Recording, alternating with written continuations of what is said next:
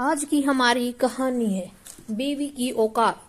सीमा, तुमसे मैंने चाय मांगी थी पर तुमने अभी तक नहीं दिया। यह तुम्हारी बड़ी खराब आदत है। तुम जानती हो जब मैं ऑफिस से लौटता हूँ तो मुझे चाय या कॉफी जरूर चाहिए।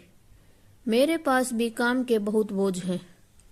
मैं भी थक जाती हूँ। आप कुछ काम अपने हाथ से भी कर लिया करिए। इस तरह से बैठे बैठे आदेश चलाएंगे तो कैसे काम होगा। तुम मुझसे जबान लड़ाती हो। तुम अपनी औकात में रहो। मुझे मालूम है कि मेरी औकात क्या है। बेहतर है तुम अपनी औकात जानने की कोशिश करो। मुझे बात बात पर नीचा मत दिखाने की कोशिश करो। बोलना मुझे भी आता है। यह राहुल और सीमा की रोज की आदत बन गई थी। बगैर झगड़ा के कोई काम नहीं होता था। 5 साल पहले दोनों की शादी हुई थी। शादी माता पिता की देख रेख में हुई थी।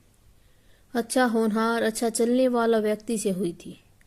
सीमा को क्या पता था कि राहुल जो इतना सीधा दिखता है अंदर से कितना कमीना होगा। बात उस समय की है जब सीमा शादी होकर अपने ससुराल आई। ठीक 1 महीने के बाद उसके कमरे में राहुल की रखी मोबाइल पर एक फोन आया जिसमें सरिता नाम की किसी लड़की का फोन था। उसने सीमा की आवाज पर ध्यान देकर कहा, सुमन, राहुल को बता देना सरिता ने उसे बुलाया है।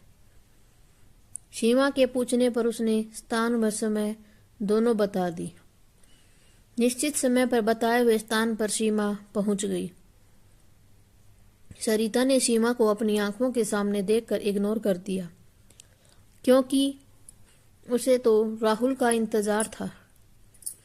बार बार घड़ी देखते हुए सरिता ने सीमा से पूछा, आप किसी का इंतजार कर रही हैं? सीमा ने कहा, हाँ, आइए बैठते हैं। सीमा ने किसी को फोन मिलाया। थोड़ी देर बाद राहुल अपनी गाड़ी से आया। सीमा एक पेड़ की आड़ में खड़ी हो गई। सरिता और राहुल एक दूसरे से काफी देर बातें करते रहे। अचानक क्रोध से भरी सीमा बाहर आई। उसने अपना आपा खो दिया था। उसने बिना समझे राहुल की पिटाई शुरू कर दी। उसके इस अचानक हमले से राहुल घबरा गया। उसने अपनी जान बचाकर भागने में ही भलाई समझी। राहुल के भागने के बाद सरिता की बारी थी। जब सरिता भागने को हुई तो सीमा ने उसे भी दबोच कर गिरा दिया और बिना मौका दिए उसकी पिटाई शुरू कर दी। गुस्से में सरिता से कहा, इतना शौक था तो शादी कर ली होती। दोबारा अगर मैंने तुम्हें इनके पास देखा तो तेरी बोटी करके चील कौवे के हवाले कर दूंगी। कहते कहते सीमा अपनी स्कूटी स्टार्ट करके घर की ओर चल दी।